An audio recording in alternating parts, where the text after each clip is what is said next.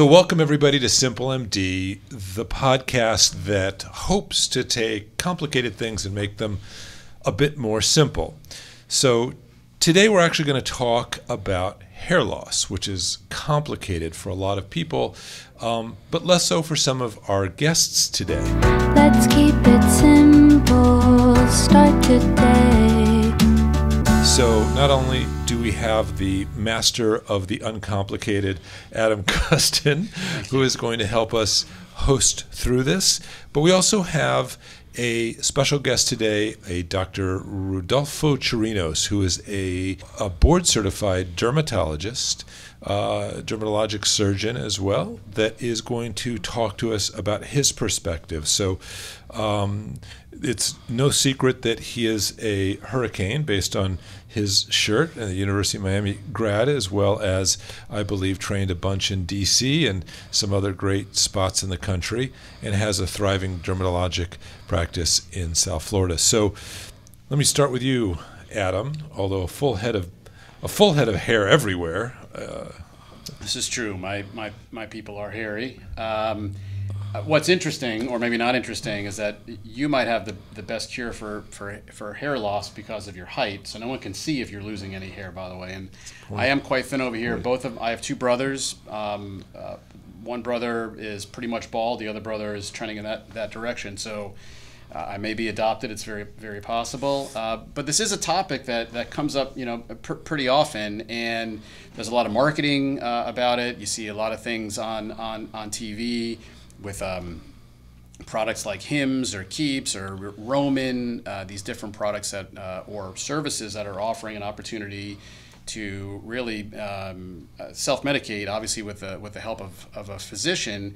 And I'm very curious, Rudy, your perspective on how, if someone's losing their hair, male or female, how someone gets started, when should they see a dermatologist, what are some of the basic steps that people go through to address it, and maybe you could also contextualize it a little bit with whether or not it's related to any health issues, because we do talk about health issues on this podcast, and some are more vanity oriented, and then some are of course more central to your physical well-being. So maybe that'll help warm us up a little bit to this topic. That's a good point. Ari had mentioned earlier about looking at the eyes, and when you look at someone's hair, first you see who the majority of the patients come into the physician, the dermatologist, asking about hair loss. And from my practice, the majority of those women are actually women. Just because I was telling you earlier before we started talking, a woman's hair is like her vanity. I mean, that's her essence. So it can be a sensitive issue even to address for some of them. And a lot of them come in just for that's their main concern is hair loss. And sometimes it can be difficult even for to be seen by a dermatologist for hair loss, just because it can be as complex in terms of the evaluation as even the treatment. And there can be metabolic causes of hair loss, meaning internal things going on that can be the main cause and not just hormonal or physical. So there's like what? What are some of those causes? So first of all, I mean, you got to see whether it's a problem of hair shedding or hair breakage. Meaning, are these external things that are causing the hair loss? Like if they're overheating their hair, blow drying, you can get bubble hair. Or chemical products. Sorry, what's bubble hair? Bubble hair is when a woman puts the hair dryer too much heat to the hair. Right. It can actually cause little bubbles to form inside the hair shaft. Okay. And that can cause hair breakage. Okay. Other things of hair breakage can be inherited conditions, which are usually seen more in children. But even the hair breakage may be even from chemicals, like in certain cultures, Afro-Caribbean women can relax the hair. So some of those relaxers, if they're left for too long, can cause damage to the hair. Right. Or medications, right? Because so many of the medications today come with side effects of hair loss. So correct. What are the common things that you guys see? So, and that's the case where we're talking about hair shedding. So with hair breakage, you have to examine the hair to see whether it's breaking easily, hair pull test, a hair tug test. Right. That'll tell you if there's structural things with the hair. But after those things are ruled out, which is the first thing, then you got to look for hair shedding. And a lot of times women will come in with hair. They'll say, look how much hair I have. Look how much hair came off my comb, my brush, or look how much hair is coming out in the shower. Right. And those are things you need to rule out, whether there be internal things going on metabolic, or whether they may be stress-related. Someone said that it's really nice for a patient to actually do a pillow test before they come in to see the dermatologist or their doctor if they've got a hair loss-related issue. If they see everyone loses a little bit of hair, right? You're always losing hair and gaining hair and losing hair and gaining hair. Correct. But if you see a little more on the pillow, it's a nice test that we ask folks, right? So, is a dermatologist like? I mean, I am losing my hair. I think it's pretty stabilized. I don't really care one way or the other. I know what it looks like right now might be the beginnings of a comb over. It's fine, no big deal. But I don't even know if I would think of a dermatologist as the first physician to contact for hair loss. Actually. From a male's perspective, because for most men, we see, we have androgenic hair loss, which is the receding hairline and the stuff you see on the top of the vertex. Your hair is fantastic, by the way. Well, no, I have a chia pet head. No. But so for us, it's like simple. Okay, for us, it's a simple, cure. Either get the Rogaine or get your Propecia. That's what usually they're coming in for. Right. But you need to make sure you're not missing other things like high testosterone that can happen from endocrinologic, from your adrenal glands, or you might have a tumor in your prostate, which is what we were talking about, the end exam, the rectal exam. But those are basic things that can be addressed in a male's hair exam. But a woman's hair exam can be much more complex because she may have other things going on, anemia. She may have stress-related conditions like when women lose their hair after pregnancy. Sure. Those are transient things that can correct themselves. So, because we want this as a web connecting. We know they're an advertiser, but they're not advertising. I think they're more about getting people to the dermatologist to help, whether it's in hair transplant or otherwise. Do you have? So that's a good point. Even hair restoration clinics, like I don't want to say any particular name, but one starts at the beginning with a B that's well known. They actually have their clients first go to the physician, whether it be a plastic surgeon or a medical doctor or a dermatologist, to rule out all the other primary causes of hair loss, which, like I said, could be metabolic, meaning internal deficiencies or nutritional deficiencies or even anemia of that sort. I'm sorry to interrupt. That's really where I wanted to go. So someone walks into your office. She's obviously has a hair loss issue. Mm-hmm. You've ruled out any of these externalities like mistreating her hair and that she actually is shedding her hair. That's the correct terminology? Correct. And then from the hair shedding, you need to determine what the various root causes would be. Correct. And oftentimes those patients have had blood work done by their primary care physician or their family physician. Which is where I was going to get to, is that you are in a pretty particular lane for your specialty. Right. You've spent a lot of time being a dermatologist. Correct. And I know that there might be a degree or two of separation between some other thing and a dermatological issue. Your office, your profession is set up to do the forensics on that, or do you need to send someone somewhere else? That's a good question. So a lot of times they've had blood work done by their primary doctor, and that's kind of the first step any patient would take. But you want to make sure they had the appropriate blood work done. That'll save time, and may not prevent them, but if it can be resolved that quickly, then they don't have any further hair loss. Right. So one thing is getting that information together, evaluating correctly. And then at the same time as looking at the hair, you can actually physically look at the hair. Some of them bring in their own hair the same day, but I often have patients collect their hair over a 5 or 6 day period each day. Maybe whatever hairs they collect off the shower floor for their brush. But even coming in prepared for the exam is important because oftentimes everyone combs their hair every day. Sure. So if they've done that, then they've already done part of your test. They've already done part of the hair pull test. Right. So you may have a false negative. I mean, you maybe start pulling on their hair, and you're asking them, did you pull on your hair? Well, of course they did. So when you're scheduling those patients, you want to let them know if they're coming in for hair loss. Say, hey, please try not to brush your hair that day, or try not to shampoo your hair that day because I want to be able to do an appropriate hair pull test. And usually when you do a hair pull test, anywhere up to 5 or 7 hairs is considered normal. But once you start pulling more hair, then that can confirm your hair shedding. So when you say a hair pull test, this is where I get to be the director of simplicity. You're not taking someone's shedded hair and testing its strength. You're literally pulling on their hair, and you want to see how many come out of their head. Well, you're taking a good handful, and just gently pulling on it, just kind of as if you were pulling it through your fingers. Yep. And you'll be able to pull a few of those hairs. Okay. And you do that in certain You're not sections. dragging someone down the hallway. No. Okay. That's good to know. And then the hair tug is the same thing. You're kind of holding it at the base and just tugging to see if that confirms your hair breakage. Got it.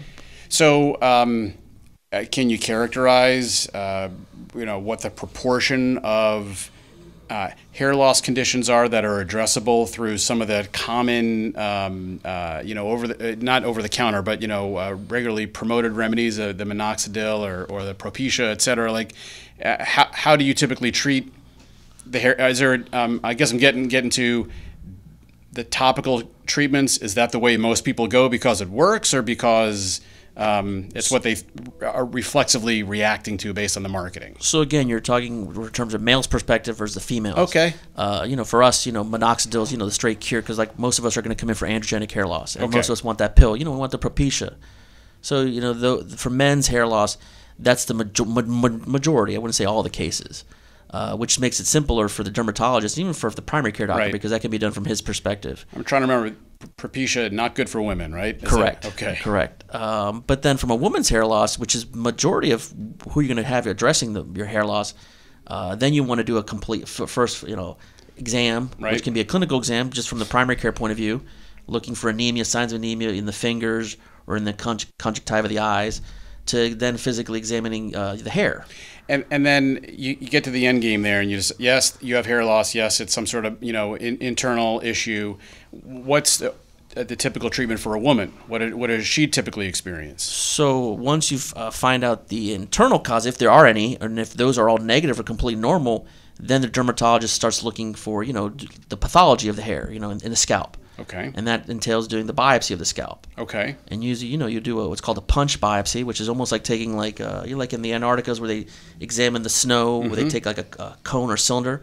That's kind of what you're doing. You're probably doing the two main areas of the scalp where you think the majority of the hair loss is occurring or starting to occur. Okay. Because even signs of inflammation in the scalp can be an infection, like a yeast infection, or it can be signs of an autoimmune condition like lupus, or other things of that matter. Okay. And then that's when you want to look at your pathology report. But that's usually your last bit of the the exam. That's the last resort. Once you've ruled out other stuff like your laboratory results and your exams. And you rule all that stuff out. I guess I'm getting to, what does a woman do if she's losing her hair and it seems like there's not an obvious cause to it that would be addressable? Like, I'm not saying lupus is addressable, by the way, Correct. but that it's a cause that's known. So if a woman just has thinning hair, and are there remedies for that, or are you? There are topical hormonal therapies Okay. and even oral treatments that need to be taken in conjunction. So even corticosteroids can reduce the inflammations occurring in the scalp, which could be from an autoimmune condition like alopecia areata. And usually when people think about alopecia areata, they think little small circles of small hair like you see in a child, but that can happen in an adult. Sure. But you can have forms of alopecia areata where it's diffuse, where it involves the entire scalp, and that can be stress related. Got it. So some say, well, this is related to stress. No, it can be. Even certain inflammatory conditions like psoriasis can be aggravated by stress. Right. So the old, pulling my hair out, which is obviously a very common problem. Trichotillomania, right. Peri-pregnancy, all the way through, late teenage, can be a releaser of certain hormones that can cause hair loss. And we know this as a fact because when people go through periods of stress, we often see some hair loss, and then when they are not, obviously some regaining. So it is clearly a factor, and anything that reduces stress, from mindfulness to meditation, Correct. To avoiding whatever conflict is causing you stress, can be part of hair restoration. Correct. So even like with alopecia areata, where I've had cases of women who've had diffuse hair loss, there are medications you can do that are suppressing inflammation like corticosteroids, but with anything, too much of something can be a bad thing. Certainly. So with corticosteroids, you can use them topically, but you can use them orally, but you can't be on prednisone or say a corticosteroid forever. So there are other options you can do. But even with reducing your stress, whether it be caused by your anxiety, you can take a Xanax or an anxiolytic. But if you want to be more homeopathic and more, you can do either like biofeedback, where you can go see a psychologist that can help do activities that help reduce your stress. Certainly. Yoga, meditation. Right. So those things do work. Got it. So it definitely seems much more involved and much more of a detailed analysis and evaluation for women than for men. On the men's side, which is where we had originally started, and I appreciate you sharing all this. I really had no idea that the proportion of patients and the difficulty would be on the female side. Just one more reason why I'm not an evolved man, as I thought it was all about men, because I've seen all the advertising. On the men's side, I'm just generally I'm interested in your perspective on how I mean, the hair loss business is a big business. Oh, yeah. And, you know, there are all these subscription services that are out there. We've mentioned a couple of those. Just what's your perspective on maybe the world 20 or 30 years ago and through the lens of men's hair loss versus now? And, you know, are people leaning on those tools too hard? Should you just be comfortable losing your hair? Like, I'm just curious from more of a an esoteric standpoint, you know, what you're encountering in your practice and what do you think about that? So even the history of hair loss, you look at Rogaine's history, which is minoxidil. I mean, that was a medication that's still to this day used in the critical care units for controlling your blood pressure. All the time. It's the most potent, you know, antihypertensive, you know, intravenous you can still use from cardiology point. And the observation was made, you know, one of the doctors was like, oh. So it was a happy accident. Correct. Okay. So he was going all these guys in the CCU, you know, the critical have hair. It's like, let's try this. So they applied it topically, and that's how Rogaine kind of got its kickstart. Right. And now you see a lot of these. Wait, the doctors were growing more hair? The patients. Good question. Okay. The observation. Right. But, you know, now you see some, you know, other alternatives to minoxidil where they, you know, it's a slight chemical variation in it and topically.